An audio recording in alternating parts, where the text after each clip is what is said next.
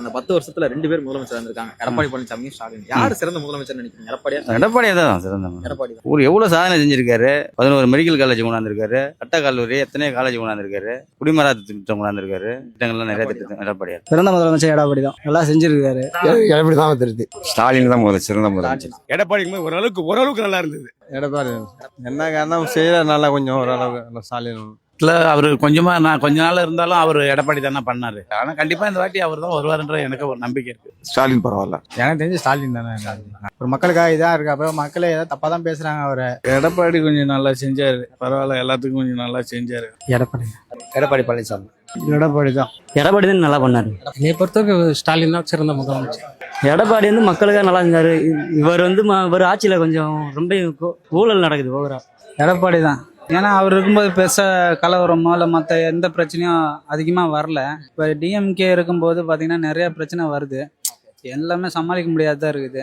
அதில் ஏழை மக்கள் தான் ரொம்ப பாதிக்கப்படுறாங்க, என்னையும் சேர்த்து தான். அதனால எடப்பாடி. ஏடி இங்கே தான் பண்ணாங்க. கொரோனா காலத்தில் அவங்க தான் பண்ணாங்க, நல்லா சிறப்பாக பண்ணாங்க. எடப்பாடி பண்ணாரு. எனக்கு தெரிஞ்ச அளவுக்கு எடப்பாடி பண்ணாரு. நான் பார்த்து ஸ்டாலின் தான் சிறந்த முதலமைச்சர். இலவசம் இந்த மாசம் மகளிர் இது எல்லாத்தையும் கொடுத்துட்டு இருக்காரு. எடப்பாடி தான் ஓரளவுக்கு எதே செஞ்சிருக்காரு போல இருக்கு. அவ்வளவுதான். இந்த பசங்களுக்கு கூட லாக்டவுன்ல எதே இது பண்ணி விட்டாரு. ஆமா, ஆல் பாஸ் போட்டாரு. இவரு அந்த அளவுக்கு எதுவும் பண்ணாரு 5 வருஷமாவே. இபிஎஸ் கொலை கருப்பழிப்பு ஆட்சி நிறைய நடக்குது. அந்த இதுல டிஎம்கே ஆட்சியில அதுல அந்த அளவுக்கு இல்ல. EPS better. இபிஎஸ் விவசாயிகளுக்கு முன்னுரிமை கொடுக்குறாரு. விவசாயம் தான் நம்ம நாட்டின் முதுகெலும்புங்கிறாங்க. அதுக்கு முக்கியத்துவம் கொடுக்கணும்ல. இதுக்கு எடப்பாடியே பெட்டர் தான். எடப்பாடி ஒரு சட்ட ஒழுங்கு கொஞ்சம் ஓரளவுக்கு சீரா இருந்துச்சு. இப்ப சட்ட ஒழுங்கு ரொம்ப இதா இருக்குது. எங்க பார்த்தாலும் கற்பழிப்பு, 70 வயசு கிளடியை கூட விட்டு வைக்க மாட்டாங்க. அந்த மாதிரி நடக்குது. ஸ்டாலின் தான் சொல்லுங்க. தமிழ்ல உரிமையெல்லாம் விட்டு கொடுக்காம பண்றாரு. ஸ்டாலின் கொஞ்சம் நல்லா செய்யறாங்க. இந்த சட்ட ஒழுங்கு சரி, அது கொஞ்சம் சரி பண்ணா கொஞ்சம் நல்லா ஆட்சி நல்லா இருக்கு. எடப்பாடிக்கு சொல்ல நல்லா பண்ணியிருந்தேன். இலவசம் எல்லாத்தையும் ஏற்றின்னு தான் இருக்கு.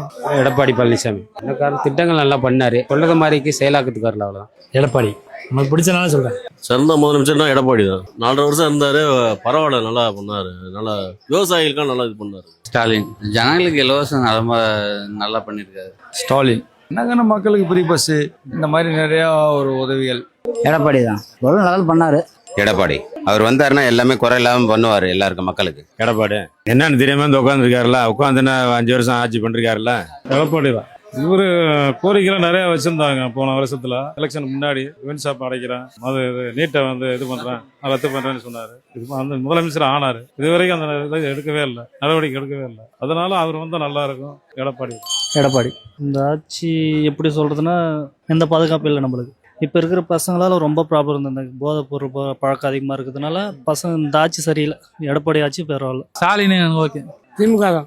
ஸ்டாலின் ஓரளவுக்கு இப்போ பரவாயில்ல. சிறந்த முதலமைச்சர்னா எடப்பாடியாரை சொல்லலாம். என்ன காரணம்னா எடப்பாடியார் வரும்போது பார்த்தீங்கன்னா அம்மா இறந்துட்டாங்க. ஒரு கடுமையான சூழ்நிலை, ஆட்சியை எப்படி வழி நடத்துறது அப்படின்லாம் ரொம்ப கஷ்டம். கொரோனா காலம் வர இதில் பார்த்தீங்கன்னா டிடி ஒரு பக்கம் பிரிஞ்சு போயிட்டாப்புல, ஓபிஎஸ் ஒரு பக்கம் பிரிஞ்சு போயிட்டாப்புல. இதெல்லாம் கடந்து எல்லாத்தையும் சமாளிச்சு, இந்த கொரோனாவும் சமாளிச்சு அந்த 4.5 வருஷம் மக்களுக்கு ரொம்ப சிறப்பாக செய்தாரு. இன்னொன்று கடனெல்லாம் அவர் அதிகமாக வாங்கல. ஸ்டாலின் இப்போ ஓரளவுக்கு ஆட்சி நடத்தின்னு வந்தார். இருந்தாலும் அவர் கடன் வாங்கி நம்ம தலைமையில கடை ஏற்றி வச்சிருக்காங்க. எடப்பாடி பழனிசாமி. சொல்ல போனோன்னு பார்த்தீங்கன்னா கடந்த 5 ஆண்டுகளாகவே குற்றங்கள் அதிகமாயிருக்குன்னா போதை பழக்கம், அப்புறம் பாலியல் வன்கொடுமை, பெண்களுக்கு பாதுகாப்பே கிடையாது. எடப்பாடி பழனிசாமி ஆட்சியில அந்த அளவுக்குலாம் அதிகமாக எதுவுமே கிடையாது, கண்ட்ரோல்டாக தான் இருந்தது. இந்த ஆட்சியில ஒரு மருத்துவமனைக்குள்ளேயே கஞ்சா செடி வளர்றதுன்றது ரொம்ப ஈஸியா ஆகிடுச்சு. சின்ன சின்ன பசங்கிட்டே கஞ்சா எல்லாமே வருது. பெண்களுக்கு சுத்தமா பாதுகாப்பு கிடையாது. பயந்துட்டு எல்லாரையும் வெளியே அனுப்ப வேண்டியதா இருக்கு. எடப்பாடி பெட்டர் தான். இபிஎஸ் நினைக்கிறேன். அவர் மக்களுக்கு, விவசாயிகள் இதுக்கெல்லாம் பல நல்ல திட்டங்களை கொடுத்துருக்காரு. அது இந்த போதை பழக்கம் இந்த மாதிரிலாம் எதுவும் இல்லை அந்த ஆட்சியில. இந்த ஆட்சியில கொஞ்சம் போதை பழக்கம் அராஜகம்லாம் கொஞ்சம் அதிகமா இருக்கு. எடப்பாடி அருமையா ஆட்சி நடத்தினாரு. மீண்டும் அவருக்கு ஒரு வாய்ப்பு கொடுத்து அவர் வந்தா தமிழ்நாடு நல்லா இருக்கும்ன்றது என்னுடைய கருத்து. எடப்பாடியில தான் பண்ணாரு. எடப்பாடி பழனிசாமி சிறப்பாக ஆட்சி செஞ்சாரு. கொரோனா காலத்திலயும் எல்லாம் தாண்டி மக்களுக்கு என்ன செய்யணுமோ செஞ்சாரு. எடப்பாடி அவரு மக்களுக்கு நல்லா பண்ணாரு, விவசாயிகளுக்கு நல்லா பண்ணாரு. உலக தமிழ் சொந்தங்களுக்கு வணக்கம். நான் ராஜவேல் நாகராஜன். பேசு தமிழா பேசு வலையொலியுடைய வளர்ச்சிக்கு நீங்களும் உறுதுணையா இருக்கணும்னு நினைச்சீங்கன்னா இந்த வீடியோடைய டிஸ்கிரிப்ஷன்ல இருக்கக்கூடிய ரேசர் பே லிங்கை கிளிக் பண்ணுங்க. அந்த லிங்க்ல போயிட்டு உங்களுக்கு விருப்பமான தொகையை பேசு தமிழா பேசுவனுடைய வளர்ச்சிக்கு உங்களுடைய பங்களிப்பாக நீங்கள் கொடுக்கலாம். நன்றி, வணக்கம்.